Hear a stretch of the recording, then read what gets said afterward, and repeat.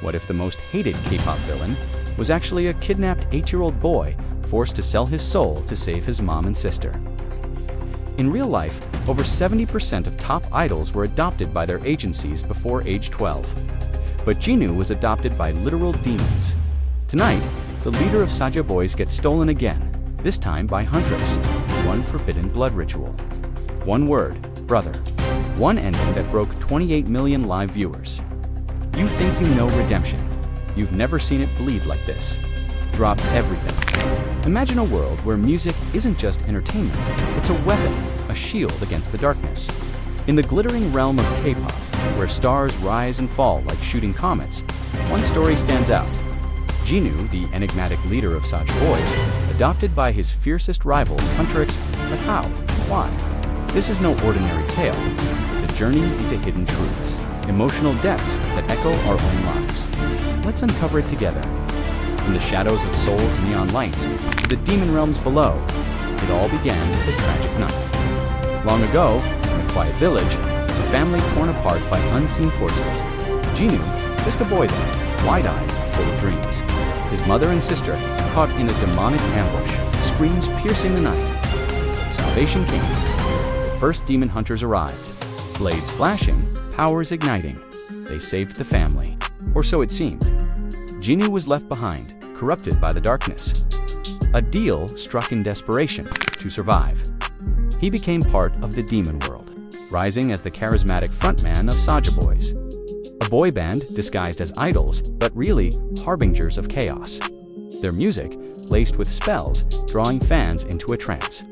Rivaling the pure energy of Huntrix, Rumi, Mira, Zoey, the girl group with secret powers protecting the world from demons. While topping charts, their lives a balance of glamour and danger. Stadiums sold out, demons slain in the shadows, but Jinu's path crossed theirs. In ways no one expected, whispers in the industry. Fan theories exploding online. Could Jinu be redeemed, adopted into the very group he opposed? Let's dig deeper. Into the real-world echoes, K-pop isn't just songs and dances. It's an industry built on dreams, and sometimes nightmares. Rivalries between boy bands and girl groups. Intense, unforgiving, like Blackpink versus BTS. Fans pitting them against each other. But beneath the surface, emotional stories unfold. Idols trained from childhood, adopted by agencies, molded into stars, losing pieces of themselves. Expert insights reveal the toll. A K-pop producer once said, "It's like family, but with contracts, binding souls." Jinu's story mirrors that. A boy lost, found by darkness. But in our tale, a twist emerges during a massive concert battle. Saja Boys versus Huntrix. Jinu faces Rumi, their eyes locked, a spark of recognition. She's part demon too, hidden heritage like his in the chaos. Jinu hesitates, his powers falter. Huntrix sees the vulnerability, not just an enemy, a broken soul, post-battle in a hidden safe house. Conversations begin. Mira, the empathetic one, reaches out first. You don't have to fight alone. Zoey, the strategist, uncovers his past. Documents from ancient scrolls, Jinu's family. Saved, but he was thought lost, adopted by demons, forced into their ranks. Rumi shares her own pain. I know what it's like to feel divided slowly. Bonds form. Training sessions, not as rivals, as allies. Jinu learns their ways. Hanmoon, the sacred bond. Uniting powers, but tension builds. Senses betrayal. Sends assassins. In the dead of night, attacks on the group. Jinu protects them. Taking a hit meant for Zoey. Blood spills. Emotions surge. Why? Rumi asks. Tears in her eyes. Because, you're my family now. The adoption isn't legal. It's deeper, a ritual of acceptance. In the Demon Hunter lore, binding souls as kin, expert from animation director, in interviews they said, Jinu represents redemption. In K-pop, stars fall, but can rise again. Real fans share stories. One idol, adopted in real life, after losing family, found solace in music. Like Jinu, twist. Jinu's sister, alive, a hunter herself, hidden in the shadows. She reveals herself. In an emotional reunion, the screen is black, only a single heartbeat echoes he's gone. Jinu is gone, the leader of Saja Boys. Vanished into silver light right after the final chord.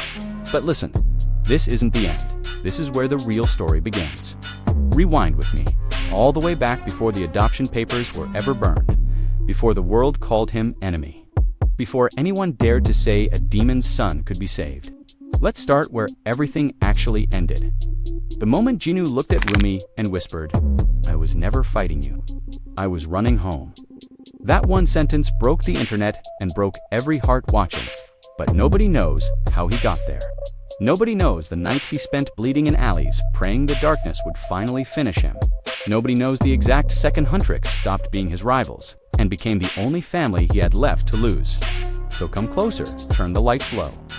We're going backward through every tear, every secret, every hidden truth that turned the most hated boy in K-pop into the one the world refuses to let die. This is the full story told from the ashes. From the ending you already cried over back to the childhood nobody was supposed to survive.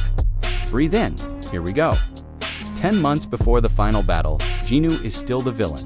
Black cape, crimson eyes, leading Saja Boys on stage, while demons feed on the crowd's screams. But that night, after the encore, he doesn't go back to the underworld penthouse. He walks alone, through the rain in Gangnam, until he collapses outside a tiny Pojangmacha. And who finds him? Mira. Sweet, dangerous Mira, who should have slain him on sight. She drags him inside, wraps him in her jacket, and asks the question that rewrites everything. Why do you look like you're saying goodbye every time you smile? He can't answer, because the truth is too heavy. He was born human, lost his mother and sister in the massacre of 2015, made a deal with Guima to keep them alive, sold his soul for 2 heartbeats he hasn't seen in 12 years. Mira listens, doesn't flinch, just says, "Then let's go get them back." That's night 1. Night 30, they're still looking. Zoey hacks demon registries. Rumi teaches him how to breathe without shadows choking his lungs. Night 90, they find the first clue. A little girl in Busan with Jinu's eyes, calling herself a hunter in training, his sister, alive, raised in secret by the very order that hunts him. The reunion is quiet. No cameras, just rain again. She touches the scar on his cheek and says, "I waited for you to come home. You never did. So I became strong enough to drag you back myself." That's when Jinu breaks. Not from pain, from relief so sharp it feels like dying. But Guima feels the bond weakening. He tightens the chains, starts burning Jinu from the inside every time he thinks of Huntrix as anything more than prey. So Jinu does the only thing he can think of. He runs, leaves a letter. "If I stay, I'll kill you all. Forget me. Live bright." Of course they don't listen.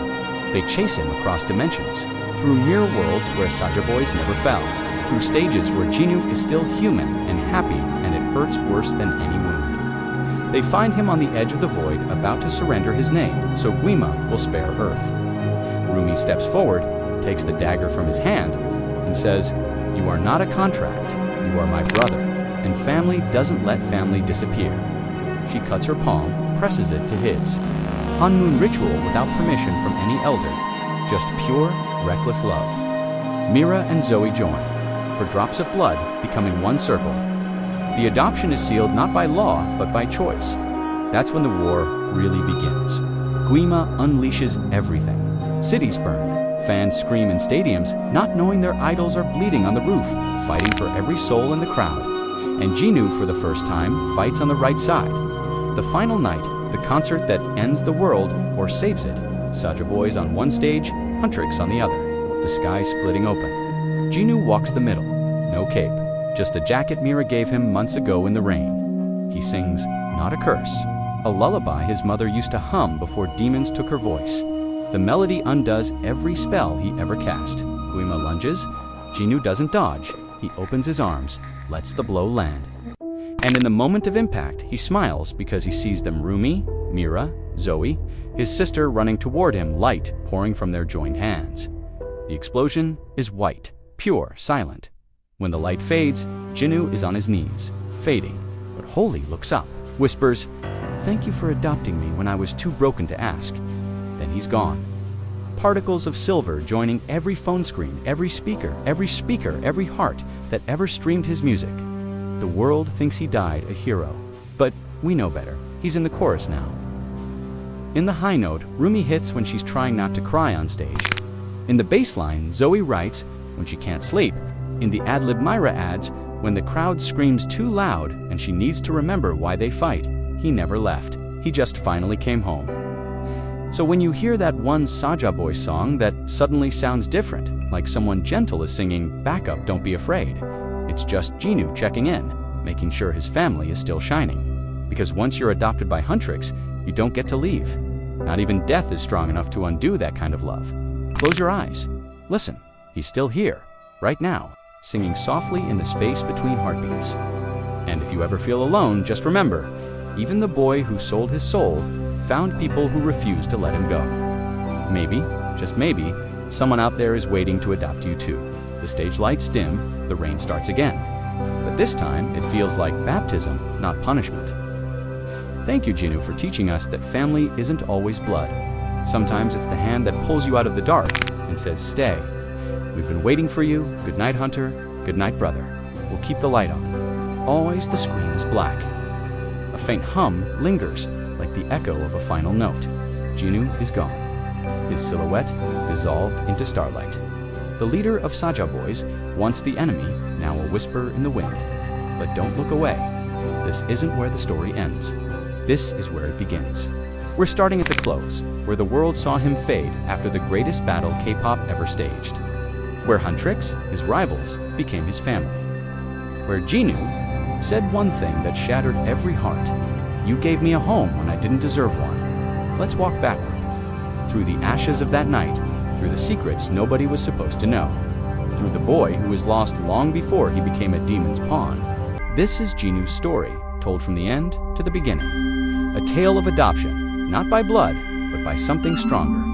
Ready? Let's unravel it together. 10 months before the final stage, Jinu is still the villain. Crimson eyes glowing under stage lights. Saja Boys leader, charming the world while demons sip on the crowd's adoration. But after one show, he doesn't go back to the underworld. He wanders Seoul streets. Rain soaks his leather jacket. He collapses outside a tiny food stall, breath ragged, like he's running from himself. Mira finds him. Huntrix's heart, the girl who should have ended him. Instead, she kneels, wraps him in her scarf, and asks, "Why do you look so lost when the whole world loves you?" He can't speak. The truth is a blade in his chest. He was human once, a boy from a quiet village. His mother and sister, taken by demons in 2015. To save them, he made a deal with Guima, the demon lord, his soul for their lives. Mira doesn't run, she listens. Then says, "We'll find them. You're not alone anymore." That's the first night. By night 30, things are shifting. Zoey, Huntrix's strategist, digs through ancient demon texts. Rumi, part demon herself, teaches Jinu to silence the voices in his head. Night 90, they find a lead. A girl in Busan, training as a hunter, Jinu's sister. Alive, her eyes, his eyes staring back at him. They meet under a pier. No cameras, no fans, just waves crashing.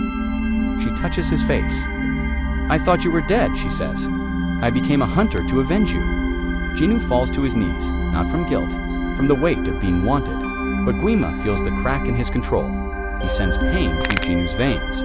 Whispers, "Betray them or they die." Jinu runs, leaves a note.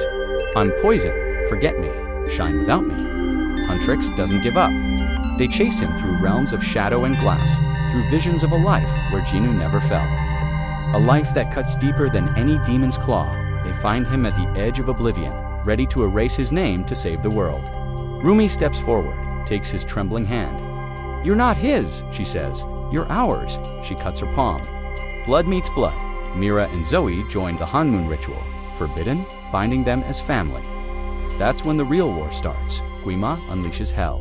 Cities tremble. Fans cheer at concerts, unaware their idols fight for their souls backstage. Jinu trains with Huntrix, learns their light, their music, their love. He fights beside them, not against them. The final night, the concert that decides everything. Saja Boys on one side, Huntrix on the other. The sky rips open. Jinu walks the line. No armor, just Mira's scarf around his neck. He sings, not a demon's curse.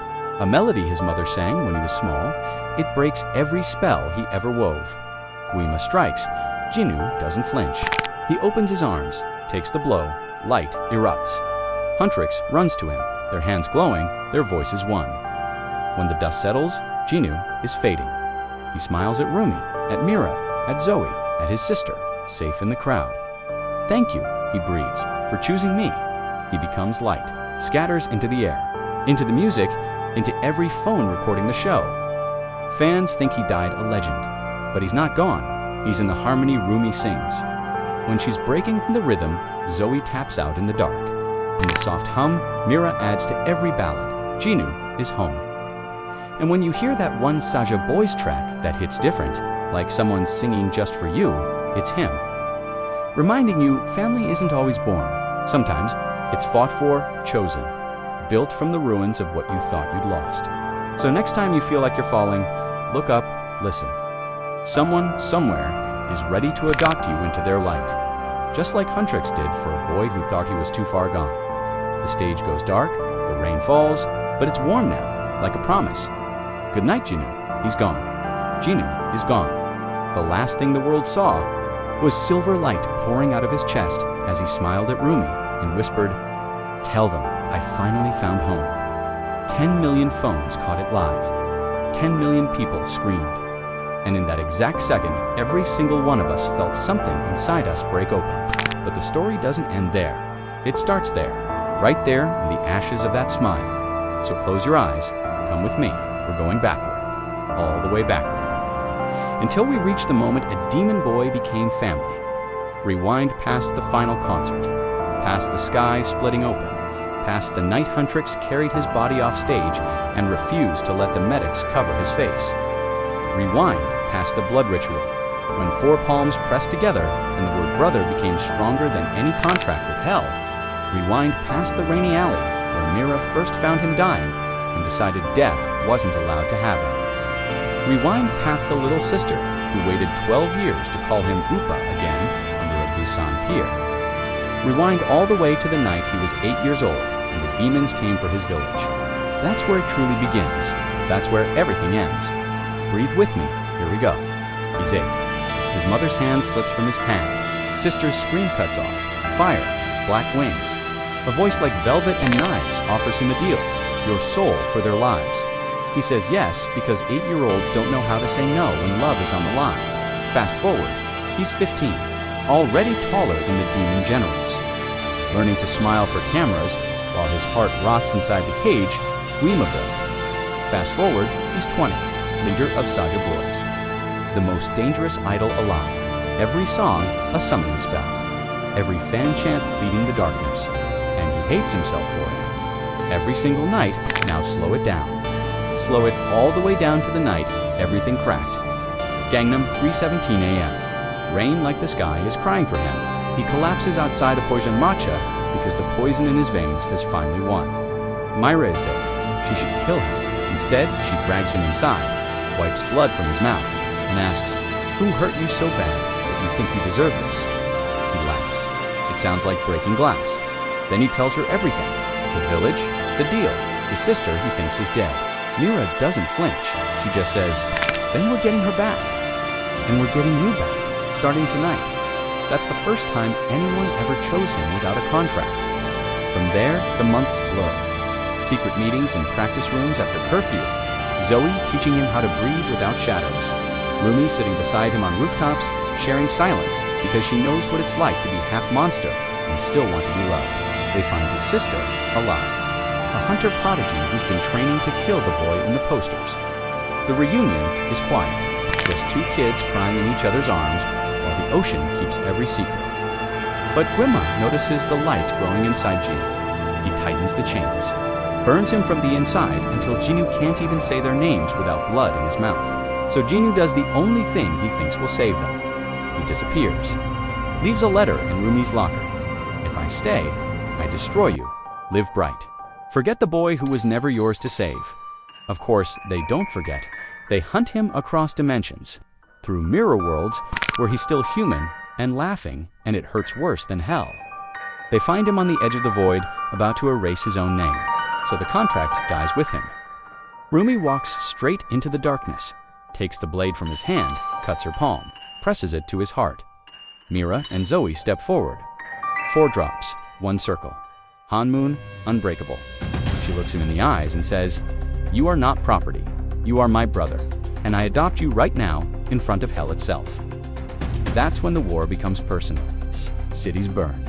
Concerts become battlegrounds. Fans scream for encores while their idols bleed on rooftops, and Jinu fights beside them. Not for fame, not for redemption. Just because for the first time, someone is standing in front of him instead of behind a contract. Then comes the final night, the concert that ends everything. Saja Boys. Huntrix, 2 stages. 1 sky tearing open. Jinu walks the center line. No crown, no cape. Just the scarf Mira gave him the night she refused to let him die. He sings, not a curse. A lullaby his mother sang before the world took her voice. Every note undoes a chain. Every harmony breaks a spell. Guima descends. Claws, fire, the end of the world in 1 strike. Jinu doesn't move. He opens his arms, takes the full hit. Light explodes. White, pure, silent.